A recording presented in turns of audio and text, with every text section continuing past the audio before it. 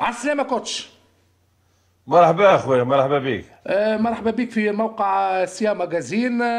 النجم السابق لكرة القدم التونسية، الحارس الدولي السابق رضوان الصالحي، اللي ينشط في البطولة القطرية ضمن إطار فني لإحدى الفرق الممتازة غادي. أول حاجة سي رضوان الصالحي، موضوع الحلقة اليوم كرة القدم التونسية وين ماشية؟ شنو هي اسباب التدهور؟ واقع كرة القدم التونسية بعد الثورة، كيفية العلاج والنهوض بكرة القدم التونسية. يسرنا مرة أخرى بأن يكون ضيفنا النجم السابق لكرة القدم التونسية الحارس رضوان صالحي. سي رضوان، كيفاش ترى كرة القدم التونسية بعد الثورة؟ بارك الله فيك خويا محمد، ويسعدني باش نكون ضيف الباج نتاعك، ويعطيك الصحة على الاجتهاد نتاعك، وشكرا على الاستضافة وعطيتنا فرصة باش نتكلموا ونتحاوروا في الموضوع، خاصة كرة القدم التونسية. كرة القدم التونسية كملاحظ وكرياضي سابق، نشوف خاصة بعد الثورة يعني في نجم تقول في تدهور، سنة بعد سنة، عام بعد عام. في عدة أشياء اللي فيها أسباب، في عدة مشاكل، سواء المسؤولين اللي يكونوا رؤساء نوادي هما لهم عندهم باع في ما عندهمش دراية في التدهور هذا، وسائل الإعلام، يعني المسؤولية مسؤولية جماعية. كما قلت لك بعد الثورة كذلك، يعني حتى من الناحية الرياضية خاصة، كثرت يعني أشياء ما كانتش موجودة في البطولة التونسية قبل، خاصة كثرة الانتدابات العشوائية. قبل كانت يعني الانتدابات تدرس قبل بسنة أو سنتين، تتبع اللاعب أو اثنين أو ثلاثة. الفترة هذه يعني نشوفوا أقل فريق ينتدب 5 و6 و7. يعني هنا نطرح سؤال، يعني خاصة الفرق الكبيرة كما نجم الرياضي الساحلي أو الترجي أو النادي الإفريقي أو النادي الصفاقسي، اللي عندهم أموال وعندهم إمكانيات كبيرة، اللي عندهم مراكز تكوين الشبان، لازم يتم دعم الشاب اللي يتكون في النادي. يعني تقريبا 5 أو 6 أو 7 سنوات يعديهم في النادي في مراحل السنية، يعني في المراحل الشباب، يعني من الأداني الأصاغر الأواسط، مش تترقب حتى تطلع أنت كمدرب أو مدير فني في الشبان. أنت الهدف نتاعك هو مش تطلع 3 أو 4 لاعبين ماكسيموم للكيب سينيور. ولهذا وقت اللي الفريق وقت اللي اللاعب يوصل للكيب سينيور يلقى مكانه محجوز من طرف مين؟ من طرف اللاعب المنتدب. وهنا اللي صرفت عليه، اولا ضيعت وقتك معاه، ثانيا صرفت عليه عده اموال، وبعدين باش تمشي تبعثه للفريق ثاني، او تبعثه وتقول له يلا خذ فرصتك في مكان ثاني. يعني انت ماكش مش تستغل الامكانيات اللي كانت موجوده عند يعني اللاعب هذا الموهوب، مش تعطيه الفريق درجه ثانيه، ومش تعطيه فريق اقل منك، وشوف ياخذ فرصته، شوف ينجح شوف ما ينجحش. يعني هذه مشكله من بين يعني خاصه على الفريق، على اللاعبين الشبان، يعني يلقاو صعوبه مش يوصلوا لليكيب سينيور. كما قلت لك الانتدابات اللي تكون عشوائيه، نجيب لاعب اجنبي افريقي اموال طائله، وقت اللي انت عندك فرصه مش تعطي يعني مش تعطي فرصه للاعب اللي كونته وصرفت عليه وعديت معه سنوات كاداره فنيه. كذلك الجماهير يعني الفتره الاخيره. تفضل محمد. كوتش، نقص على حديثك بالعسل. برشا يلوموا في جميع الفرق، خلينا نقولوا بدون استثناء، المسؤولين نتاعنا معناتها ناقصين درايه بالكره، ناقصين خبره. اول ما يشد من الوعود في الحمله الانتخابيه انتداب مش صعود لاعبين شبان، وبالتالي الاولويه ديما في الانتدابات. معناتها هذا حتى اللاعب في اصناف الشبان ولا يقول لك يخاف على مستقبله. هذاك حتى هذا هل هو عامل وراء معناتها تدني مستوى الشبان؟ المسؤوليه كذلك كما قلت لك، يعني في بعض الرؤساء النوادي اغلبهم صحيح اللي ما همش لاعبين كوره، صحيح اللي، لكن من الممكن ان يحطوا مستشارين، يحطوا لاعبين قدامى اكفاء عندهم ثقه فيهم، لاعبين قدامى عندهم من الامكانيات المعنويه، وعندهم ثقه وتلقاهم عندهم يعني شخصيه، عندهم كاريزما نتاع مسؤول رياضي، مش يكون بجنب رئيس النادي او رئيس الجمعيه. هذا اللي ما شفناش في عده نوادي. وثاني حاجه الرؤساء النوادي اللي يمسكوا يعني ياخذوا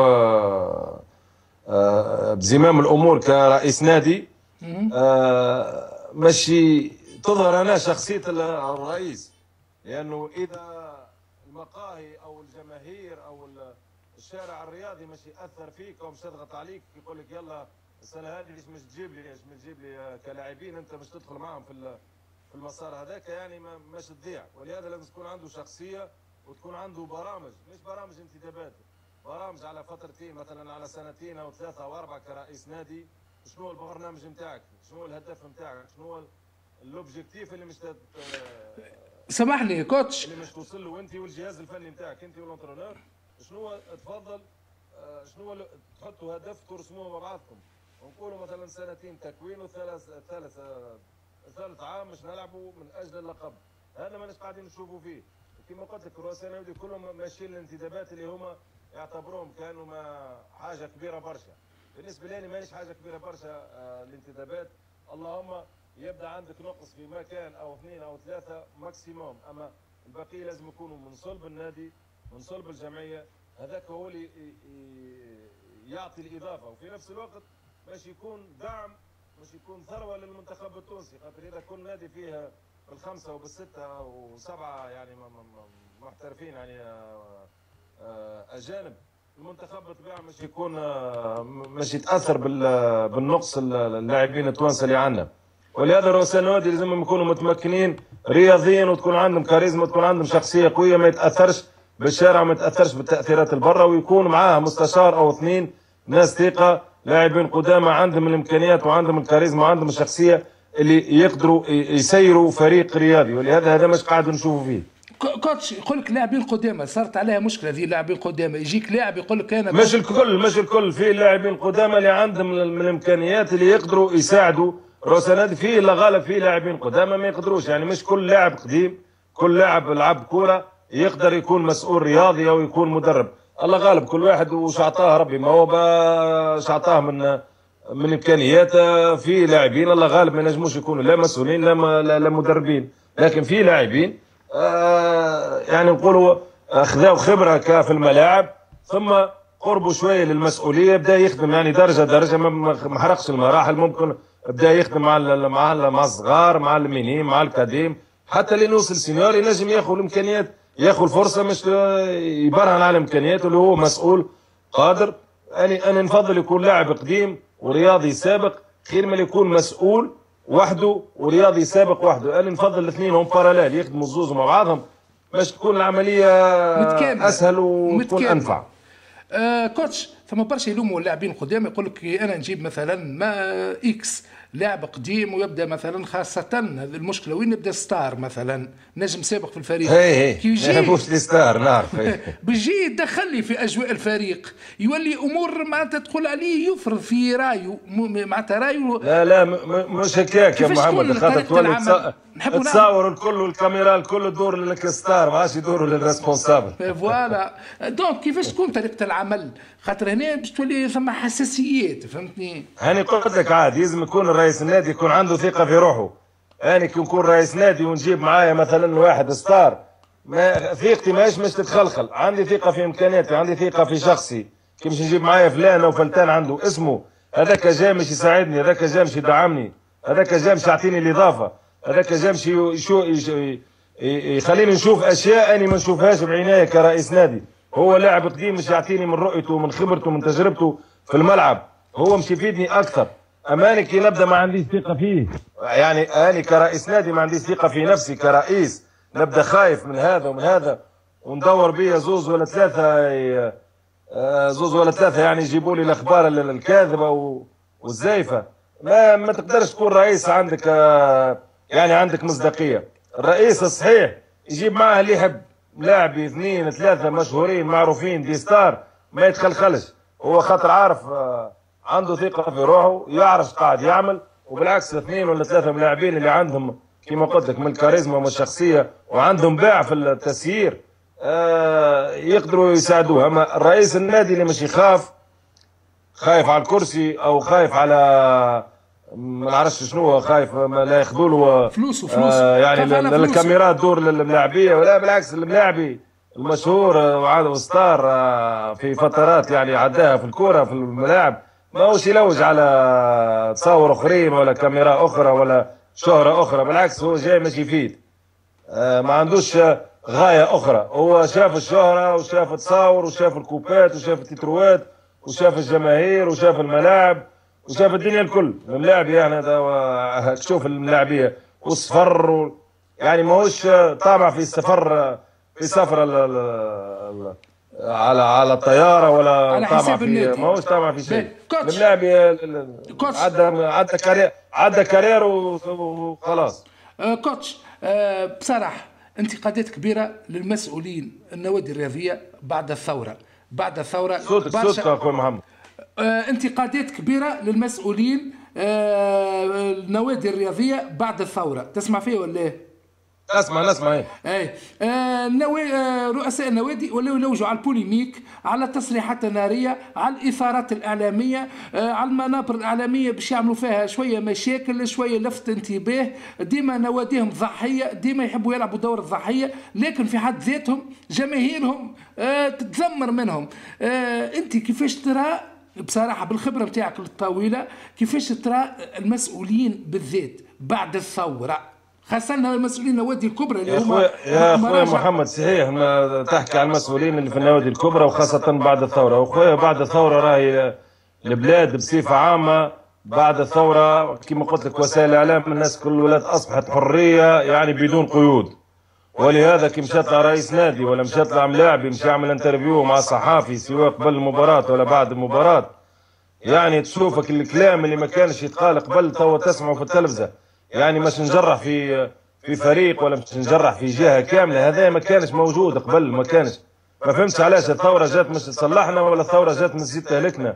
الثوره جات مش تقربنا لبعضنا، ولا جات مش تزيد بعدنا على بعضنا. توا الفرق ما بين فلان وفلتان النوادي ولاو فرقوهم قريب يقسمونا فيدراليات. تونس قريب ياخذوها تولي فيدراليه. هذه تونس وحدها، هذه سوسه وحدها، هذه صفاقس وحدها، هذا جنوب وحده. احنا الثوره ما جاتش مش تعمل لنا المشاكل هذه كل. والرياضه هي اداه ووسيله مش تقرب لبعضها. واحنا قبل حتى كان كل واحد 90 دقيقه تعمل انترفيو قبل الماتش، تعمل انترفيو نظيف دافع على ضرب فريقك، وندخلوا الميدان 90 دقيقه كل واحد يضرب على ضربوه، ومن بعد السلام عليكم السلام عليكم. سواء كان مكشخ ولا كلوبيست ولا صفاقسي ولا ايتواليست، ما عندناش صحيح كل واحد ينغر على جمعيته، كل واحد يدافع على جمعيته بقانون اللعبه، لكن من بعد يقف غادي. أنا اللي شفته في الفترة الأخرى صراحة شيء يوجع القلب، شيء يحزن وشيء يبكي. على خاطر كي تسمع ديزانترفيو سواء من رؤساء النوادي مسؤولين اللي سامحني ما همش مسؤولين، كي يطلع يتكلم مسؤولين يعيطوا لهم مسؤول لازم يعس على لسانه قبل ما يخرج الكلمة، لازم يدورها في فمه 10 مرات شوفها توصل شنو كيفاش مش توصل الكلمة. مسؤول لازمك تعس على روحك شنو الديكلاراسيون اللي مش تعملها.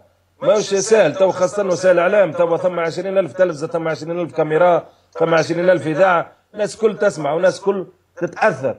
واللي مش عارفين، وانا اقل كلمة يقولها مسؤول رياضي على نادي، اقل خاصة الجماهير نتاعنا الله غالب فيهم 90% يتاثروا بسرعة. ما ثماش ناس عقلاء، ما ثماش ناس اللي تريب، ما ثماش ناس اللي تتاثر. تو بعد الثورة الناس كل شتت. كوتش يقول لك زاد هنا ثم وجهة نظر نوعا ما متباينه، كل واحد وموقفه. يقول لك وسائل الاعلام هي اللي شعلت النار، صبت الزيت على النار. ولكن ثم شق اخر. مثلا مره فاتت زميلك حاتم طرابلسي قال لك انا ضد الفكره هذه، لانه قدر الجمعيات الكبرى النادي الافريقي والنجم الساحلي والترجي واللي غيره، يقول لك والنادي الصفاقسي والقروان، هذوكم جمعيات مثلا كبار اخويا تحب ولا تكره، الاعلام عنده الحق يحكي اللي يحب. انت وشطارتك، انت وكفاءتك، ما تبداش مثلا سامحني يبدا كل مسؤول من الاربع الكبات الكبار هاو الاعلام جاي ضدنا، هاو ندرى شنو هاو ندرى شنو. هذيك مشكله المسؤولين، يقول لك هذه الاعلام من حقه باش يخدم كما يحب. ولكن ثم نظريه اخرى يقول لك زاد الاعلام تجاوز حدوده. انت كيفاش ترى الاعلام الرياضي بعد الثوره؟ شوف صحيح، هو في نوعا ما وسائل الاعلام بعد الثوره خذت قلت لك حريه اكثر من العاده، ونحبوا نتبعوا تلافز البرة، ونحبوا نتبعوا يعني الحوارات الرياضيه البرة. مازلنا في بدايه الثوره ومازلنا لازمنا خطوه خطوه درجه درجه.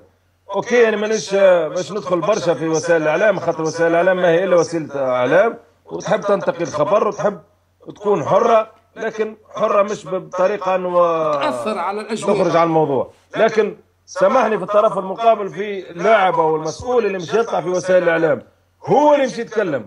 صحيح مش يسالك كما انت قاعد تسال الحين وانا نجاوب مثلا، لكن المسؤول اللي مش يدلي بتصريح صحفي او تلفزيوني هو مش يحس على نفسه ايش قاعد يتكلم، باللي مش يطرح عليه الاسئله. لازم تكون انت عاقل، لازمش يستفزك. اولا تكون عاقل، تكون ذكي، تكون تعرف كيفاش تتعامل مع الصحافه، لانه في بعض الاحيان هي فن مش تتعامل مع الصحافه او بين ظفرين علم.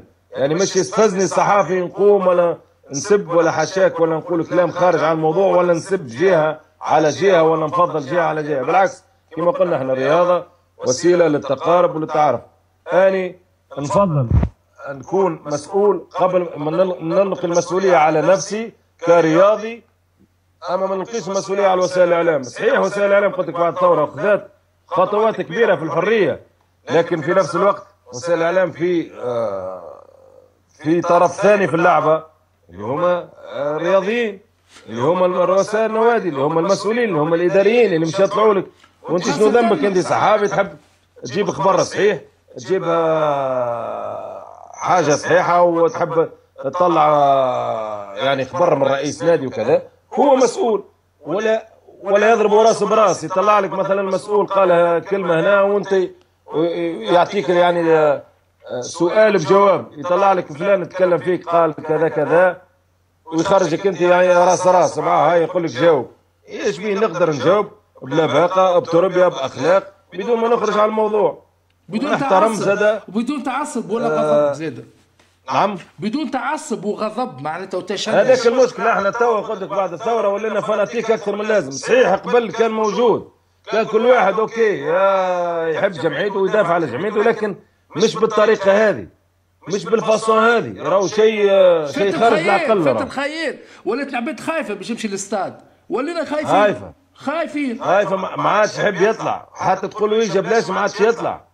علاش ما كناش هكا؟ راهو سي فريمون ما نحبش نقول يعمل العار. صحيح اما كلام كبير، خاطر قبل سي فري كان هذاك يحب هذاك يتوليس يدافع على جمعيته ضد الترجي ضد كلوب ضد سياسات ضد باجر ضد ستاد، يلعبوا ساعه ونص يتلاطخوا في التيران، اوكي الجمهور بين بعض، ومن بعد الناس الكل تروح تقعد الساعه ونص، تقعد سوفينير، تقعد تاريخ، ومن بعد نقعدوا نتذكروها سواء ربحت ولا خسرت.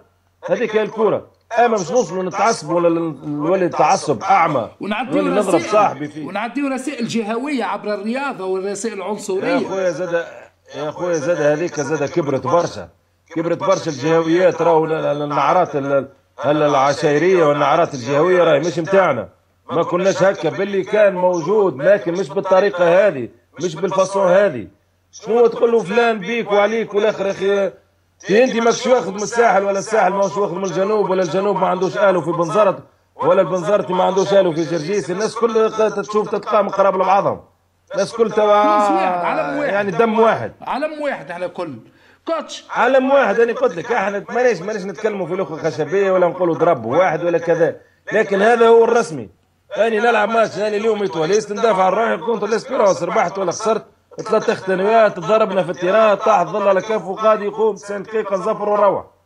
تدخل وسائل الاعلام باش تستفزه هو ولا تستفزني انا، وقتها نكون ذكي ونكون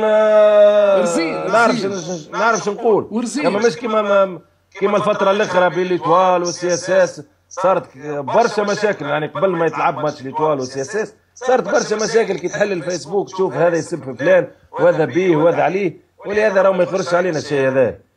دو بريفيرونس احنا زاد وسائل الاعلام ينقصوا شويه، مانيش باش نقول ينقصوا شويه من لي كيستيون ولا لي زانترفيو اللي فيهم استفزاز. هذيك شيخة الصحافي، هذيك شيخته، هذيك بنته، هذاك كيف. ولكن انت زاد اللي متقبل تكون ذكي، تكون ما نقولش دبلوماسي، لكن تكون تعرف تجاوب، ما تدخلش في يعني في دي ريبونس نتاع تسب غيرك، ما تسبش، عيب. احكي على روحك، نقولوا كيما نقولوا، فهمتني؟ شوف نواقصك انت ساعة قبل ما نحكي على غيري. شوف نواقصك، مش تحكي على غيرك، شوف روحك انت ساعة. سبحان الله ما ثم حتى واحد كامل، كل واحد عنده نواقص، كل واحد عنده مشاكله، يتلاقى في مشاكله ويصلح روحه ومن بعد يشوف الادفرسير. كوتش ثم طرف اخر مغيب ولكن مهم وعنده دور في تدني الرياضه التونسيه اللي هي جماعه كره القدم، ماهيش قاعده تطبق في القرارات. معناتها جماعه سنه وجماعه فرض، جماعه يثوروا عليها ما تطبقش. معناتها هل زاد الجامعه بعدم تطبيقها القرارات، وخاصه لجنه التحكيم مثلا اللي قاعده مثلا ترضخ تحب ولا تكره لرؤساء النوادي؟ لا ما نحبوش الحكم هذاك، الحكم رضوان الصالحي زفر لي عامين وما عطانيش بلانتي، ما نحبوش الاستثناء. معناتها على خاطر ان فوا رضخت سي مش تسيب الماء على البطيخ. اما اذا تكون ماكش ملول، اذا تكون ملول منضبط وتكون ملول مسكر الباب على الناس كل، وتكون صارم على الجميع والناس كل كيف سواء الاكس ولا الجريج، وقتها حتى واحد ما ينجم يتدخل فيك. اما ينفوا سيب حليت الباب شويه بالتباع مشي يكثر التاويلات. والجامعه نفس الشيء يعني تضرت بعد الثوره زاد، هي ولات ما عادش عندها هيبه، ولات ما عندها قرار تاخذهم في وقتها، ما عادش عندها صرامه، ما عادش عندها يعني جديه في اخذ القرار. والجمعيات ماك تعرف كل واحد يجبد روحه، كل واحد يروح يترحم من مات. والفيدراسيون قعدت بين هذا وبين هذا، ترضي هذا ما ترضيش هذا، تنحي الحكم من هذا وما عجبش الحكم من هذا خلينا نجيبوا له. يعني حتى الفيدراسيون تاثرت يعني حتى بعد الثوره، يعني دخلت في متاهات ودخلت في اشياء ما عادش لازم تخرج منها. كما قلت حكايه ليزاربيتر زاد، اذا الحكم هذا سافر مثلا للجمعيه الفلانيه ما عجبوش يبعث بلاتر بعد يسمعني يقول لك الحكم الفلاني ما عادش يسافر لي، تلقاه مثلا بعد جمعتين يسافر للفريق نفسه. اذا انت تاخذ قرار من الاول تسكر الباب، ما عادش ثم اعتراضات على الحكام، وهذاكم حكامنا واحنا هذوكم الحكام هذوكم نزهه وعندنا فيهم الثقه، ترضى ما ترضاوش هذيك حاجه ثانيه. لكن لازم تكون عندك صرامه في اخذ القرار. الفيدراسيون لازم تكون عندها هيبه، هي صاحبة قرار، لازم تكون عندك شخصيه، عندك كاركتير، عندك يعني عندك ثقه في اخذ القرار. يعني ما تخليش حتى واحد ياثر فيك. اذا تكون الفيدراسيون هكا ما عادش حتى نادي ينجم يحل فمه ويقول لك اربيتر ولا يقول لك فيدراسيون ولا كذا. اوكي لي زاربيتر ما هم الا بشر، ينجموا يغلطوا وينجموا يخطئوا، لكن الخطا ينجم يكون عن غير قصد. ما يلزمناش نشكوا زاد في الحكام. تو الحين خرجت برشا اشاعات على الحكم الفلاني ساعد الجمعيه الفلانيه، اصبحت قله الثقه ولات اكثر من قبل. قبل ما هو كان موجود شيء هذا لكن مش بالطريقه هذه، لكن تو زاد كثرت. ناس ما عادش عندهم ثقه في الحكام، ناس ما عادش عندهم ثقه في الفيدراسيون. يا خويا لازمنا نوقفوا النزيف، لازمنا نشوفوا حل رواحنا. ولهذا لازم الفيدراسيون تكون اول شيء هي اكبر اعلى هرم في السلطه اللي هي وزاره الرياضه، ومن بعد الفيدراسيون يلزموا ناس عندهم شخصيه وعندهم صرامه، وحتى واحد ما ينجم يقدح فيهم، ولا حتى واحد ما ينجم يعملوا لهم كونتر اتاك مش يجي يهاجمهم ولا مش يقول فيدراسيون كذا كذا. ما يلزمكش تخلي الفضاء انت كفيدراسيون، يلزمك تعامل الناس سواسيه، كيف لا كيكس كي جراك كي اي جمعيه فلانيه. تو تشوف كيفاش تمشي البطوله التونسيه، تو تمشي مريقله. اما هات الفيدراسيون صحيحه اللي مشي يشدها ماشي الناس كل على الصراط. عمناول في البلاي اوف كوتش رقم معناتها كان شفت معناتها تعديو من اروع المقابلات تحب ولا تكره، وكل فريق انتصر خارج ميدانه ولا عمل نتيجه متميزه خارج ميدانه، فهمتني؟ لا لشيء، لانه القرارات تم تطبيقها بحذافيرها وما ثماش ضغوطات وكل شيء. رغم انها اهم مرحله في الموسم، راهو باش نبداو. القانون فوق الناس كل يا ودي، القانون فوق الناس كل، طبق القانون ما تخافش. تجيني مره انا باش يعملوا علي اعتراض داكورتو، مره اثنين بعد يستانسوا بيا ما عادش يدوروا بيا، نتصور هكا ولا؟ انا نقول لك طبق القانون وما تخاف من حد. به القانون على الناس كل وما تفرقش بين الجمعيات. تشوف ولا واحد ينجم يعمل لك لا اثاره ولا كذا، الناس كل تشد الرجله، الناس كل تشد الثنيه. كوتش، غياب الجمهور نقص من الشارع نتاع كرة القدم شنو؟ نقص اخويا، نقص من القوه، نقص تحب ولا تكره والشارع معناتها حتى فرجه الشارم سيرتو الشارم خلي الفلوس على جنب. الشارم كي يبداش تيران مش مليان، الملاعب كي يدخل ما يلقاش تيران تاعو مليان وجمهور منا وجمهور ادفرسير منا وجو وامبيونس في الجرادان، الملاعب ما مش يهبط لك للتيران باللي مش تحفزوا، باللي مش تعمروا، باللي مش تشحنوا، ما نجمش يعمروا ويشحنوا قد الجمهور كي راه الملعب نتاعو الاستاد نتاعو معبي.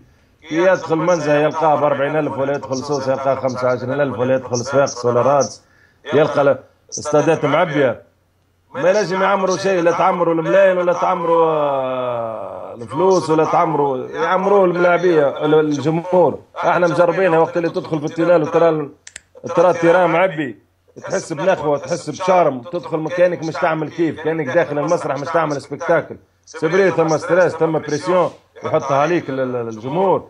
لكن هذيك داخله في قانون اللعبه، البريس والستريس ما عادش نحكيو عليها، خاطر هذيك عيشتنا احنا سبورتيف وسيرتو دو نيفو لازم تكونها، ما عادش تحكي على البريسيون وتحكي على الستريس. هذاك داخل في قانون اللعبه وهذاك يجري في دمنا كسبورتيف، هذاك الموجود. لكن كي تدخل التيران تلقاه مليان تولي عامل بون كيف، تولي تلعب وتخمم فيك السيبورتير نتاعك اللي جاي يشجع فيك ولا ليكيب ادفيرس اللي جات ضدك، انت مش تولي تحدي كي تدير فيه، فهمت؟ يعني بالنسبه لي غياب الجمهور اثر تاثير كبير على النيفو نتاعنا، واثر على صوره تونس لبرا زاد نتصور. جيستومون احنا كيما قلت لك ساعات في بعض الاحيان احنا نحطوا هنا في النادي نتاعنا نحطوا ماتشات شامبيونات قبل لونترامون، نلقاو ماتش شامبيونات نحطوا رادس ولا المنزه ولا تيرا هكا يبدا مزيان. الجمهور يبدا شويه حتى يشوفوا بعض الاحيان يقولوا شبيه، نقولوا لا الوضع راهو مش راك ناقصين شويه 5000 او 10,000، خاطر هما هنا ماك تعرف ما عندهمش جمهور، يطلعوا يعني حكايه فارغه. الجماهير الاستادات بريسك فارغه هنا في الشامبيونات، يطلعوا كعبات كي يشوفوا يقول لك هيا هو حتى هما ما عندهم جمهور، يقول لا عندنا جمهور. هما ديجا كي يشوفوا 5000 ولا 6000 ولا 7000 يقول لك والله هو برشا، نقولوا له هذاك حكايه فارغه راهم ناقصين لامور امنيه. اما كان نشوفوا الجماهير هاي نشوفوهم هاو نحطوا لهم رادس ولا كذا، بعض الاحيان يبدا ماتشات تاع كيب ناسيونال نشوفوهم نقول لهم هاو الجماهير نتاعنا كذا، يعني يعطي صوره سيفري، يعطي صوره خايبه، يقول لك يعني علاش ما عندهم جمهور وكذا. اما الحمد لله الناس فاهمه لي امور امنيه، احنا شادين في امور امنيه هنا، قال شنو امور امنيه لا اكثر ولا اقل. عندنا ما كل عام احنا في امور امنيه معنا سنين الله من بعد الثوره لتوا امور امنيه، فهمتني؟ الله غالب طالت بينا زاد، ما لازم تكون الجماهير تكون عندها شويه وعي زاد. انا نرجعوا الجمهور ومن بعد تصير مشاكل. هنا دور لجنه الاحباء، هنا هذا دور لجنه الاحباء وهو التاطير بالتنسيق مع وسائل الاعلام. يا اخوي محمد، هل ترى لجنه الاحباء مقننه مدعمه فيها قانون؟ عندها مسؤول؟ أنا رئيس لجنه الاحباء باش نحكم في 5000 ولا 6000 ولا مش سهله العمليه. لكن انت تنجم تعمل وسائل معناتها طرق توعويه للاحباء، مثلا باش نعطيك حاجه سي رضوان، ثم معهد الاعلى للتنشيط الثقافي بير البي يخرج منشطين انيماتور اي منشطين ينشطوا في اتعس البلايص، في البيران، في الاحياء كما نقول لك هكا، نقول لهم كيفاش تتعاملوا، يقول لك نحن علم نفس نقراوه. انا عملوا اقترحت على الوزير السيد طارق ذياب، للاسف ما قعدش، كنا باش نعملوا مشروع وهو انتداب. مثلا نجيب انا 5 من بير البي جمهور النادي الافريقي يشوفوا يشخصوا الحاجات، مثلا نعملوا ميساج الجمعه ذي اي جمهورنا مش باش يتكلم كلمه زايده، تحدي، نعملوا جو سبيكتاكل هكا ولا باش نعملوا كل موجه، ما عندناش في ملاعبنا الموجه كنت عارف. سيبري كلامك معقول، راهو يلزمنا نجربوا، يلزمنا ثم عده تجارب ندخلوا فيها. لكن انا كي حكيت جبت انا بنيه وليد قلت لهم اعملوا لي بحث ينجح المشروع، انا ندعمكم بالاعلام، نعملوا له معناتها نشهر الخبره نتاعي بعلاقاتي هك. قالوا لي هيئه الاحباء في الفرق الكل تحب ولا تكره، في ليتوال في الكلوب في الاسبيرونس، هي شنو نخدموا باش يبيع التساكر، معناتها باش ينظم التساكر، باش يعلن على الموعد كذا كذا. ما نحبش رضوان الصالحي يسبوه، طلع لي شكون يسب لي في رضوان الصالحي، تكل بعضها عرك ومعروك ما يهمنيش فيهم، خدموا مخابرات. صحيت هذيك هي تكل بعضها بين زوز قردانات. الله لا يردهم، يقول لك هكا المسؤولين يخموا في عوض نحن راسي واضرب. صحيح في عوض نحن معناتها الاحباء نوعيهم. كي حكيت معاهم قالوا لي مستحيله اي جمعيه، قالوا لك تحلم مستحيل اذا هذوما ناس قارين. قال لك نحن نجموا. عندنا انا قلت علاش ما نعيطوا لهمش ويخدموا. بعض النوادي معناتها عن طريق شكون قالوا لي رفضوا الفكره. علاش؟ باش تولي هيئه الاحباء تخرج من تحت ايديهم، باش تجيب ناس اكاديميين يساعدهم المسؤولين هكاك، ما يساعدهمش يتطوروا. اذا مشكله هيئه الاحباء هي تبقى بالمشكله الاساسيه عند المسؤولين، تحب ولا تحب. يعني قلت لك رئيس لجنه الاحباء شكون المسؤول عليه؟ عنده سلطه فوق منه ولا؟ اي صحيح. رئيس النادي، رئيس جمعيه ولا؟ صحيح. رئيس جمعيه مش يفرض عليه اشياء ولا؟ صحيح. مسؤول رئيس النادي يا خويا. انا كي نقول لك يا تعال يا هنا رئيس لجنه الاحباء اليوم، لا نحب لا كلام زايد لا بندرول لا كذا ولا سبان وكذا. رئيس لجنه الاحباء مش يقول له اوكي ولا؟ مش ينجم هو من بعد يبعث المساج اللي معاه. ما هو لازم واحد ولا اثنين مش يخرجوا، واحد مش يديكلونشي منا ولا واحد يديكلونشي منا في كلمه ولا كذا، مش يتبعوه مع السخانه مع الشمس الفوق ما الله اعلم لمبوبه حمراء خلاص يدخل ما عادش. لازم الناس شوف في الجمهور ما تنجمش تحكم عليه هكا. راهو الجمهور راهو ما ينجمش يشد روحه. لكن لا مش هكاك. انا في هذه باش نناقشك سي رضوان بالخبره نتاعك. انت شوف البرصا عملوا نحكي مع الدراجان مدرب كره السله، نحكيو على الجماهير. البرصا والريال زوز فرق كبار في العالم، خسروا عملوا الأربعة ضد بطولة أقل منهم، بطولة الألمانية، صحيح ولا؟ إيه. يا كان جيت أنت لو كلوب وليتوار خسروا أربعة ضد بطولة راهي تحرق ولا تحارب عليه، صحيح ولا؟ وفيها ميسي وكريستيانو رونالدو. هنا المشكلة توعية الجماهير. أنت الجمهور كي تقول له مثلا راهو جمهور باهي، الجمهور أنت استنسته كي تقول له الجمهور راهو تعرف وقتاش يركح الجمهور اخويا محمد؟ مش حتى بالنتيجة راه. لا تعرف وقتاش؟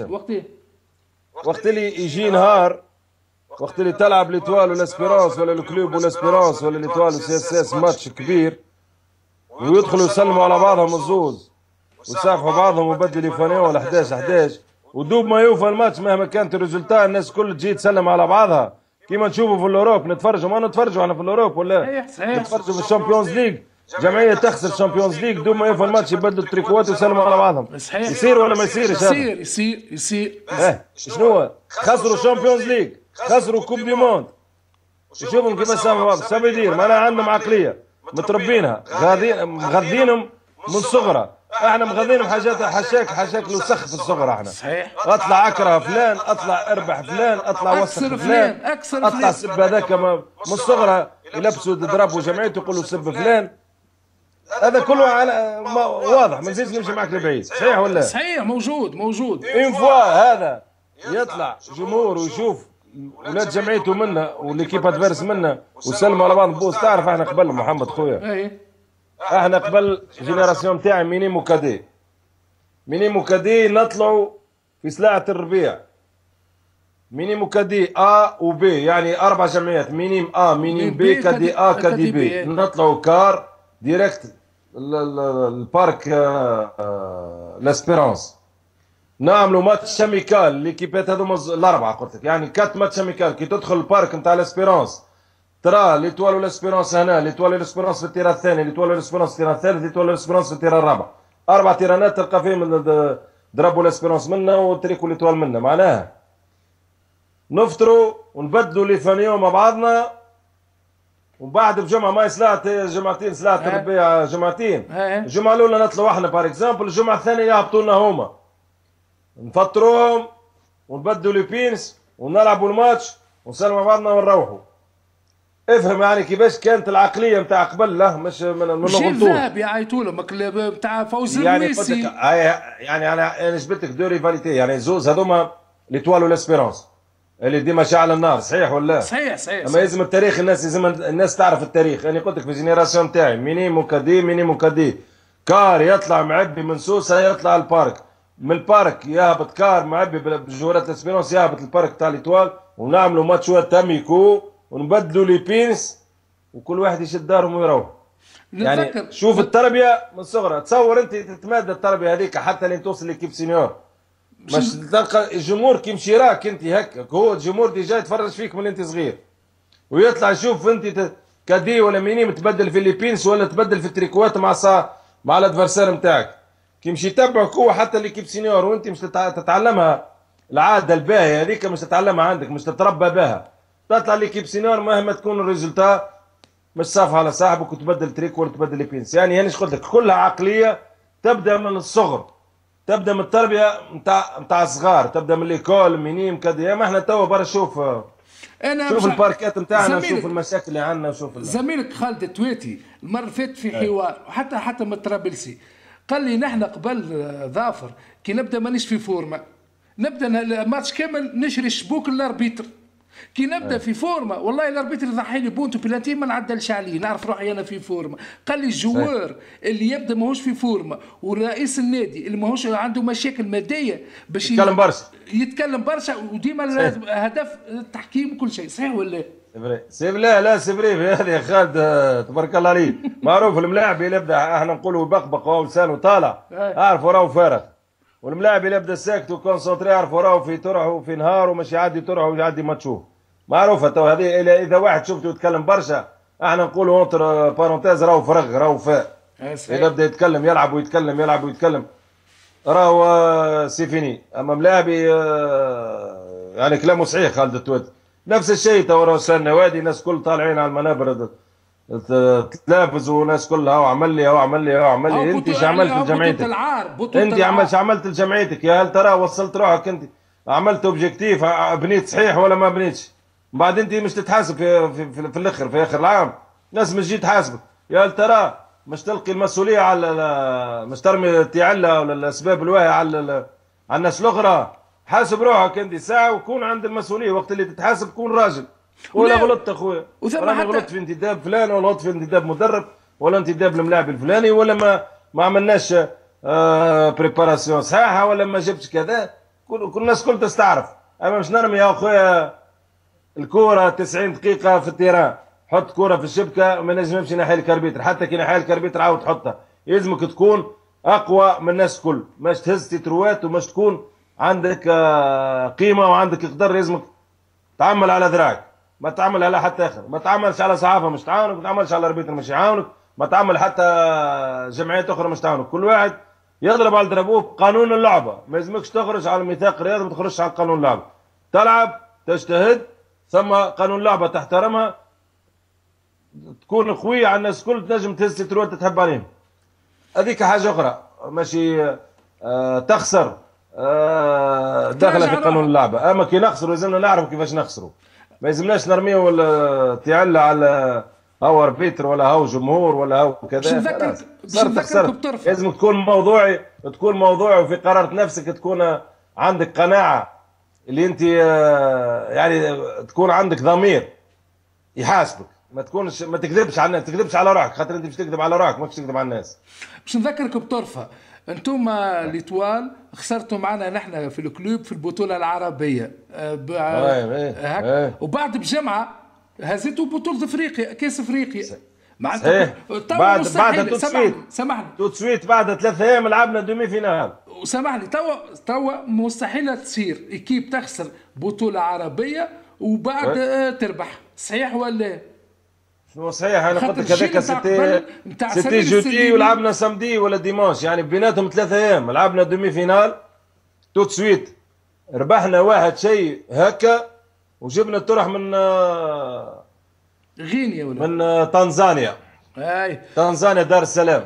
لا لعبنا في زنزبار. ايوه قبل معناتها حبيت نفسر لك الجيل نتاعك انت نتاع فوز الرويسي عاد السليمي تلقاه ديما مركز على الكوره ما فماش ورق حمر ولا جوار يجري ورا اربيتر وبالرغم وقت بريود شيبوب تحب ولا تكره معناتها بريود كريتيك برشا يعني بريود سخونه برشا سليم شيبوب فما شكون يقول لك الالقاب اللي خذيتهم الترجي تتنحى في عاد شيبوب ولكن الكلوب تربح ليتوال في سوسه ليتوال تربح الكلوب في المنزه ترجي صفيق عادي معناتها اللي يربح صح عليه او كل مره يطلع جوار من هنا زبير بيا او عدل السليمي كانت ثم شارم واش تكون ثم شارم توا ما ثم لا كوره لا جوارات وثم العيات اكثر من الكسكسي الزغريد اكثر من الكسكسي تو صحيح معناتها هذا كل معناتها كيفاش ترى المخرج انت تو المخرج كل واحد يبدا بروحه يا سي محمد كل واحد يبدا بروحه انا ملاعبي نبدا بروحي انا ابريتو انا ملاعبي اخويا هذاك باش نلعب ضده هذاك صاحبي في ليكيب ناسيونال اخويا 90 دقيقه بيناتنا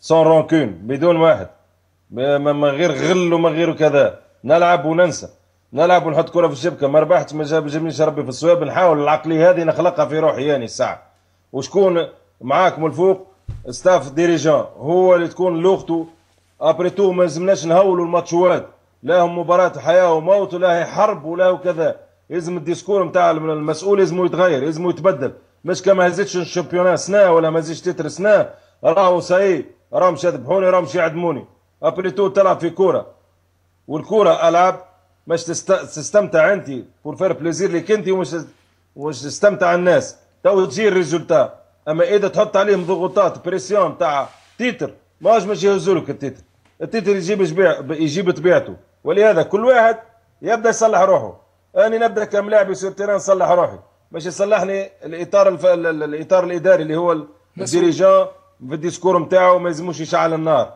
وبعد الديريجون ثم الريسبونسابل ثم البريزيدون ثم ستاف تكنيك شنو الاوبجيكتيف نتاعنا ثم ديسيبلين ثم الاحترام المنافس في اللي ديكلاراسيون نتاعي نرد بالي ما يلزمنيش نخرج على الموضوع مهما تكون الرهانات مهما يكون التحديات مهما يكون التيتر اللي مش تلعب على خاطره لازم تحط رجليك في الارض وتقول ابريتو ماتش 90 دقيقه هذا الديسكور لازم يكون عند الريسبونسابل اللي ماهوش ريسبونسابل الفتره هذه في تونس لازم يكون ريسبونسابل بأتم معنى الكلمه قدامك اولاد قدامك اولاد عندهم عائلات عندهم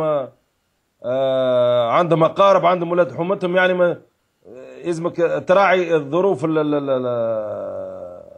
الانسانيه نتاع الشخص هذاك ما يلزمكش تحط عليه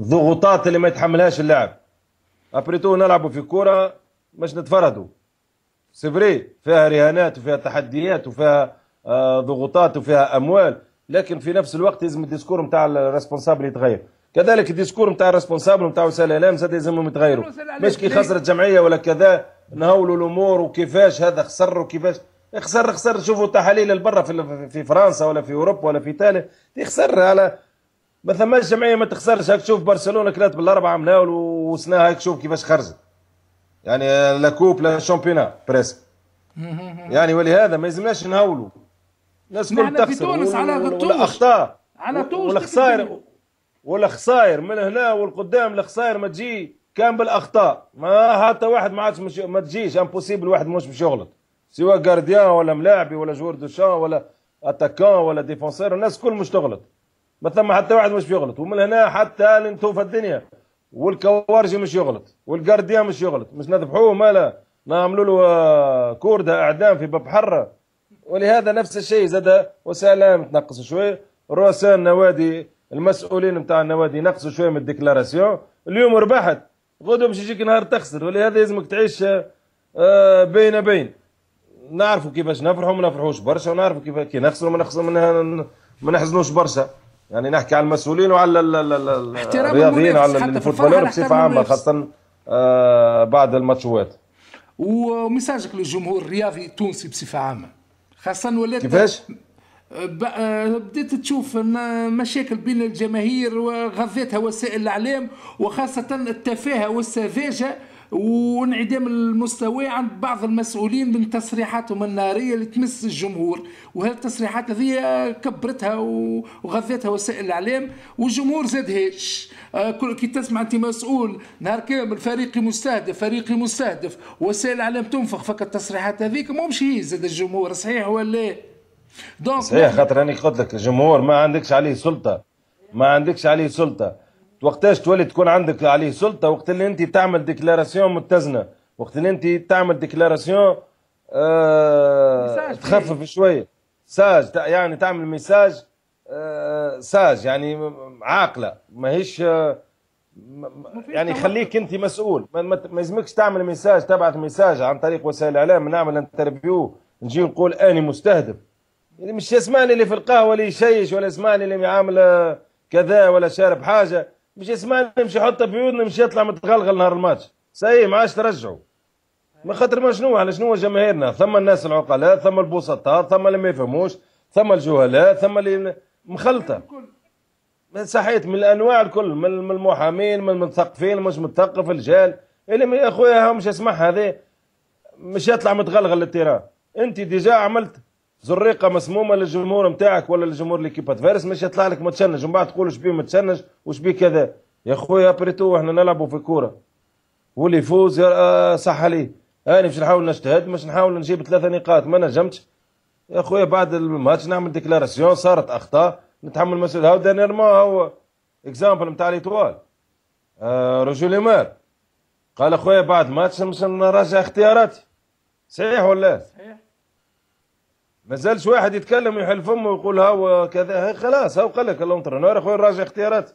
ويا حبذا نشوفوا هكا ستاف تكنيك يقول الكلام هذا بعد ماتش خساره، ويا حبذا نسمع مسؤول ولا بريزيدون يتكلم يقول احنا مسؤولين في انتداب المدرب هذا، ما كناش الانتداب نتاعنا كان مدرب فاشل مثلا اكزامبل، باش نحمل مسؤوليه وسائل الاعلام ولا الجماهير. لا هما ما يقولوش ديما مدرب فاشل، المسؤولين يقول لك ما يقولوش لا لا لا لا لا نقول نتحمل اللي يقول نتحمل اعطيتك اكزامبل يعني مش معناه مش يرمي المنديل، يعني مش يرمي سبب على خاطر بوكي مسار يعني كبش في يديه على المدرب. اعطيتك اكزامبل يعني يقول اني نتحمل مسؤوليتي. بار اكزامبل جبت انترونور ولا جبت ملاعبي ولا كذا ما صدفش معايا ولا احنا غالطين، ما فيها باس كي انت تراجع نفسك. واحنا حشنا مسؤولين رجال في المواقف الصعبه كيما هكا نقول راني غلط. تو تشوف الجمهور اللي يكون هايج واللي طالع للسماء حشاك تو يتفش كي يقول اني مسؤول واني غلط واني نتحمل مسؤوليتي ما نحملها لحتى واحد اخر. تو الناس الكل تركع، كان كل واحد يتحمل مسؤوليته تو الناس الكل تركع. تو تنقص الجاويات، تو تنقص الفناتيك، الناس متعصبه، الجمعيات تو ينقص كل شيء. اما احنا اخويا القمه نتاعنا ماهيش مسؤوله بصراحه، ماهيش مسؤوله. كان القمه تنقص تو تشوف الكل يتبع بعضه، سيتان سيركوي هو تو يتبع بعضه، من الرئيس من الريسبونسابل من الملاعبي من الجمهور كله تو يدور تو يتبع بعضه. نحن شنو مثلا اذا كان مدرب فشل يقول لك راهو الحكم، اذا كان لاعب ما عندهاش مردود به يقول لك الحكم، اذا كان رئيس النادي يقول لك الجامعه حطيت لي الحكم هذاك باش تخسرني، هكا ديريكت ولات عادي راه تتقال. شوف اخويا محمد، يا اخويا محمد يجي الاستاد يجي هايج، سامحني في الكلمه، مهما يكون المصدر اللي يقول الكلام هذا انا نعتبره ضعيف. مهما يكون المصدر بالنسبه لي ضعيف. اذا ما تقبلش التحديات هي ما يسالش، خليه جا ضدي مش مشكل.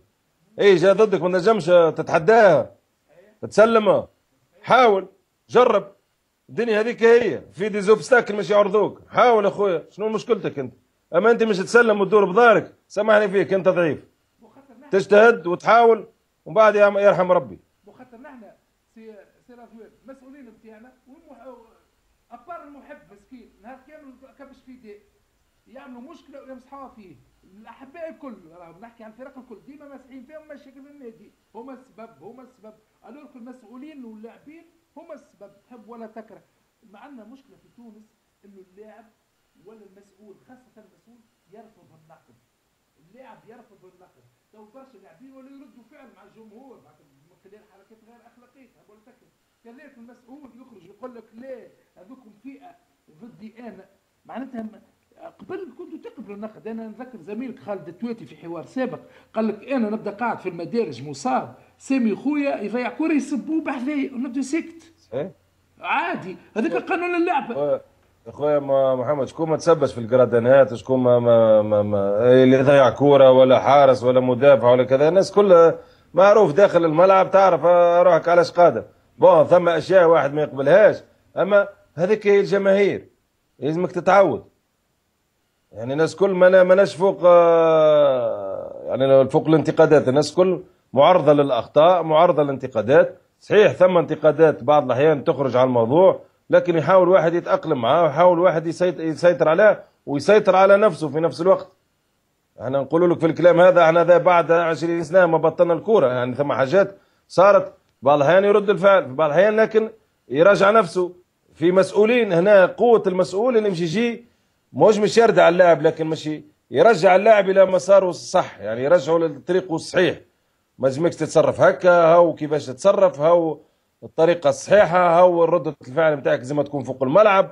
وانت هنا هذاكم جماهير ماكش ما مسؤول عليهم حد، انت مسؤول على نفسك. وانت كي تعمل رياكسيون تشوفها الناس كل، والناس كل يعني يشوفوها وسائل الاعلام. ولهذا كي تهبط للملعب عندك هدف واحد هو اللعب واللعب واللعب، وفي قانون احترام، يعني تحترم المنافس وتحترم الملعب وتحترم الميثاق الرياضي والروح الرياضيه هي قبل كل شيء. لكن كي تحب ترد الفعل تعمل رياكسيون، اعمل رياكسيون سور تيران.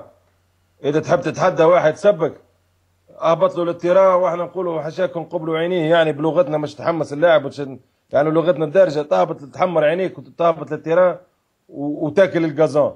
اما ما ينفعش انك مش ترد الفعل للجمهور خاطر ولا مش تعمل رياكسيون خايبه للجمهور. توا الناس كل تصور، الناس كل تتفرج، والناس كل وسائل الاعلام كل موجوده في كل محفل في كل ملعب. ولهذا دي بريفيرونس الناس تحاول تتريث شوي من كل، سواء وسائل الاعلام سواء جماهير سواء اطار فني مدربين ملاعبين، وخاصه رؤساء نوادي ما تحملوش المسؤوليه على غيركم. كل واحد يتحمل مسؤوليه. اذا خسرت اليوم مانيش في نهاري راني خسرت، مهما كانت التكاليف راني خسرت. حتى يكون ثم جمعيات اربيتر ضدهم ويربحوا رغم مالغريسا، يربحوا الاربيتر ويربحوا الجمعيه. احنا هذاك كيفاش تربينا. حتى اربيتر ضدك يا خويا اربع، العب ضد 12، العب ضد 13. هنا وريني قوتك، وريت قوه شخصيتك. تتذكر قبل الافريق، قبل الافريق شنو كانوا يعملوا لك في الافريق؟ ومازالوا تو خفوا شويه على خاطر شامبيونز ليج وتصور تو لي كاميرا، الناس كل تصور الماتشوات. الافريق يمشيوا يذبحوك لي زربيتر، شكون يراك؟ ما يراك حد. خسرت مالا سلمت، ما كنت تحارب الطقس، تحارب التيران، تحارب الاربيتر. الاربيتر غادي كاتيجوريك جاي ضدك عيناني، ما تكسرش راسك. مالا تقول لا بطلت ما عادش نمشي نسافر الافريق، ما عادش نلعب، ما عادش نشارك في كوب دافريكا. صحيح. جوارات الكلوب السلم، جوارات اسبيرونس السلم، جواراتنا احنا هاني نقول لك جوارات سي اس اس. يعني سيفري توا ولات اكثر دي زاربيتر انترناسيونو مقننين ويعسوا على رواحهم ويخافوا خاطر تصاور توصل. قبل كانت تصاور ما توصلش، لا مراقب يحكم ولا واحد يذبحك وما يعني يذبحك بين ظفرين، يذبحك كرويا يعني يخسرك بالطبيعه. فهمت؟ مش لا مش لغه جديده بعد الثوره. اسمعني كوتش، قبل يحكي لي زميلك خالد التويتي قال لي البنا انك تمشي مثلا النادي الافريقي تحصل بطوله عربيه في سوسه، ليتوال تهز الشامبيونات تاع تونس في صفاقس تهز الكوب نتاع عند راويل. قال لي وكانت اجواء عالميه بين الفرق، فهمتني؟ هذيك السسبانس توا معناتها بصراحه ولا تدخل الاستاد 1000 واحد من فريق واحد وفريق الجزائر ما يحضرش. بصراحة المشاهد هذه هل آن الأوان لزوالها؟ خل ترجع الشارع من قبل؟ ما وضع البلاد هاك المشكلة وين هو توا خاطر ما الكورة ما توا عاد ايوه توا لازم تكثر، توا وسائل التوعية لازم تكثر.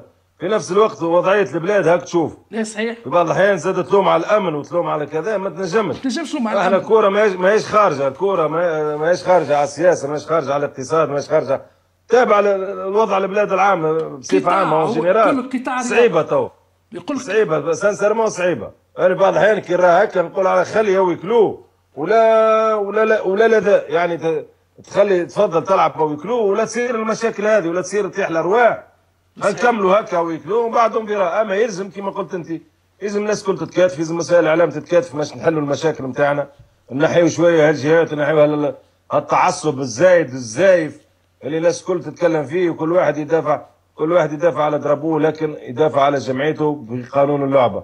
ونرجعوا كيما قبل ونحاولوا نلعبوا تروازيام ميتان بعد كل ماتش، نجيو نضيفوا ليكيب ادفيرس مهما كانت الريزلتا سون روكون. تو تشوف كيفاش هو الرجبي يضربوا يضربوا بعضهم، بعد يمشيوا يعملوا تروازيام ميتان مع بعضهم.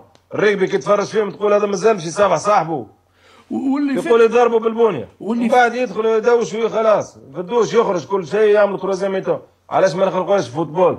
نلعب 90 دقيقه من بعد جينا نشرب كاس جو مع صاحبي ونشرب كاس ماء صافيه واحد ونتفرج ونحكي ونمشي روحنا. تو التقاليد هذه تو يلزمنا نغذيوها من الصغرى، من الصغرى. تو ما نقولش فات الفوت في الجينيراسيون هذه، حتى الوضع البلاد ساعه يركح، وان شاء الله المسؤولين يفيقوا شويه زي اللي عندهم فكر هكا، فكره جديده وفلسفه جديده يعاودوا يدخلوها وترجع النفوس كما قبل وخير من قبل. خاطر هو اما هاد شكون يعطيك لو بلوس في الافكار هذه؟ خاطر ما تنساش يا كوتش اللي المسؤولين هذوما يتحملوا الفتره هذه معناتها نتاع كره القدم التونسيه، لنا مترشحين لكاس العالم، لنا مترشحين لكاس افريقيا، عنف في الملاعب، غياب جمهور، معناتها هذا وقت باش على الاقل صورتهم ينظفوها شويه. كان باش يقعدوا هكا لا جمهور لا مشينا كاس العالم، معناتها فضيحه انه العالم الكل موجود في البرازيل وتونس مو غايبه. صحيح ولا؟ ما نجموش نحكيو على تونس بلد متطور في كرة قدم ونحن ما عندناش مكان في ضمن 32 فريق في العالم. لكن تطرح السؤال بطريقة أخرى، هل ترى كنا نستاهلوا نترشحوا لكأس العالم البرازيل ولا يا محمد؟ لا صعيبة شوية خاطر العزيمة مفقودة، مش معناتها مش ما كناش نستاهلوا. لا ايه أنا نفضل أن نقول الحقيقة، ما كناش نستاهلوا وما كناش نمشيو، أحسن أن نعملوا أشياء تكون بالعكس يزيد تهدم سمعتنا غادي في البرازيل. على الاقل نشوفوا اخطانا. صحيح وضعنا وضعنا الكروي ماهوش في احسن حالاته على عكس الفترات القديمه اللي قبل. مشينا لكاس العالم ولا كاس افريقيا وكانت تونس تنطن، وكانت تونس تلعب الادوار الاولى سواء في جوهانسبورغ ولا بعد ولا كذا ولا في كاس العالم. لكن توا خويا واحد يحط الكونتور زيرو يعاود من الاول جديد، نعاودوا من الاول جديد. ما ناش مش نخسروا، صحيح خسرنا فتره لكن الله غالب. توا تستنى مش تخلق جينيراسيون اخرى، تجي فتره زاهيه نتاع جيل جديد وتكونوا معاه شويه حظ وشويه جرينتا وشويه كذا وتمشي الامور. مع الوضع البلادي يركح شويه ان شاء الله واحد يتفائل خير وكاو. لكن الحمد لله عندنا اطارات تونسيه منورتنا في قطر. كنت تعطينا فكره بايجاز عن الاطارات التونسيه، سمعنا اللي صعيب باش واحد ينشط في البطوله القطريه معناتها كمدربين ولا اطار. صحيح اخوي محمد، هنا احنا شخصيا احنا كاطار فني تونسي يعني متواجد هنا في قطر. يعني تو عندي تقريبا من 2006 متواجد في الدوحه في قطر.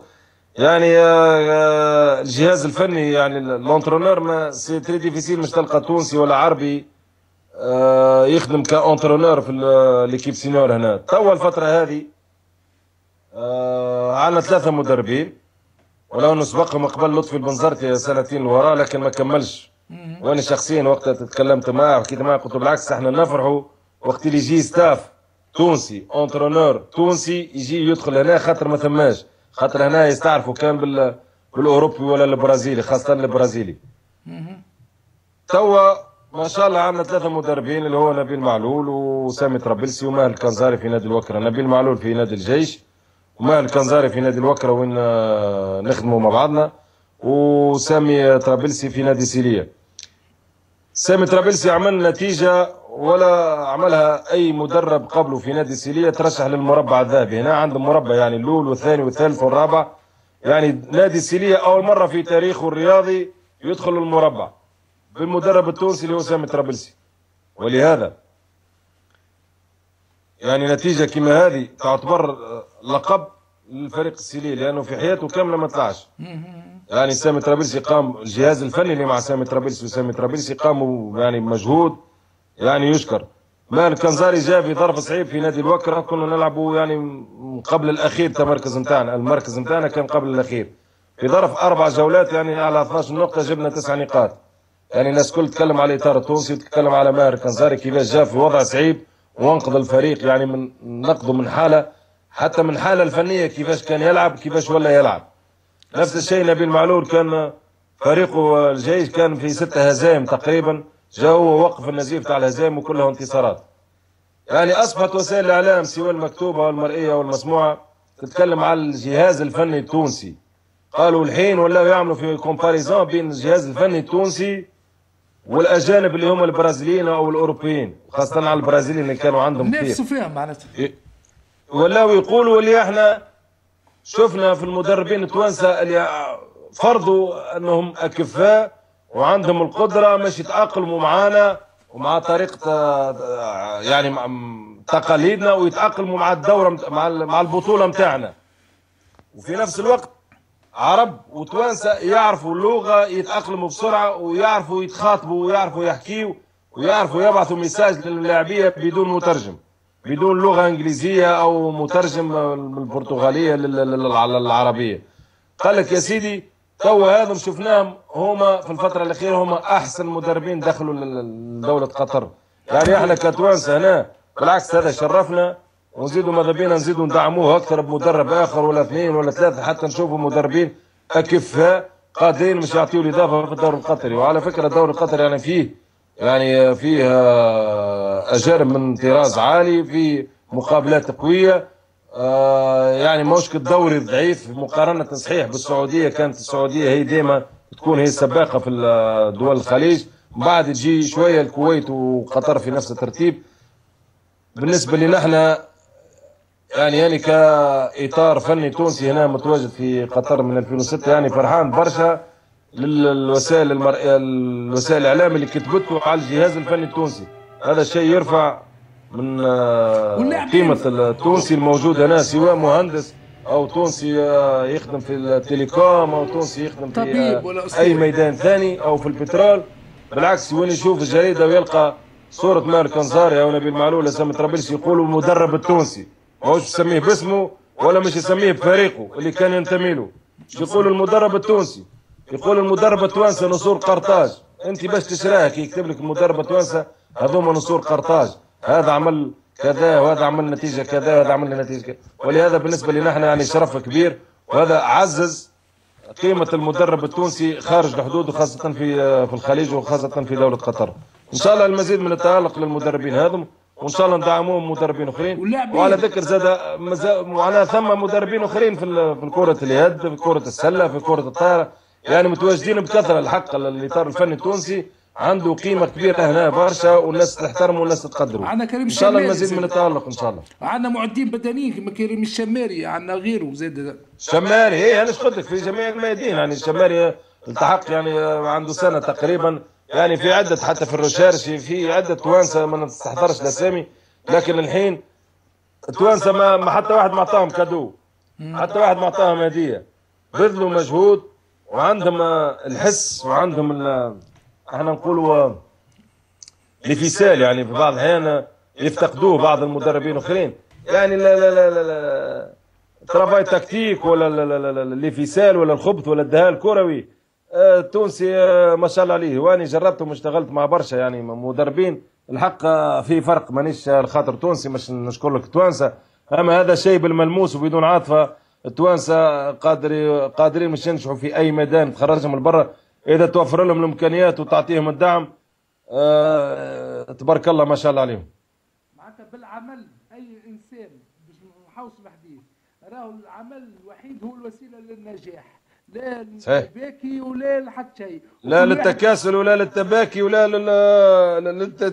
لا للشكوى. وكذلك يشكي كان ربي يشكي الربي. وكذلك وسائل الاعلام لازمها تكون معناتها وسائل اعلام هادفه مش وسائل اعلام هدامه. صحيح ما يلزماش، وزاد ما يلزماش تخدم حاجات اخرى، خليك دروا وبيوت، تكون حره لكن في حدود مقننه، ما تخرجش على الموضوع وتحترم اراء الناس الكل وتحترم الجميع. والمحب يكون زاد يحب جمعيته في حدود معينه. يا ودي كل واحد يقوم بدوره، الرئيس يقوم دوره كرئيس، المحب يقوم دوره كمحب، اللاعب يقوم دوره كمحب، والمدرب يقوم دوره كمدرب، لا واحد يخدم خدمه الاخر. وتو تشوف شنو بحول الله تو طريق تسلك. ان شاء الله. يشرفنا حضورك وامتعنا حوارك، ونتمنى لك التوفيق كوتش رضوان الصالحي، وان شاء الله الى لقاء قادم. يعيشك يا كوتش. بارك الله فيك ويعطيكم الصحة وميرسي، سي تري جونتي، بارك الله فيكم، مشكورين اخويا، الى اللقاء.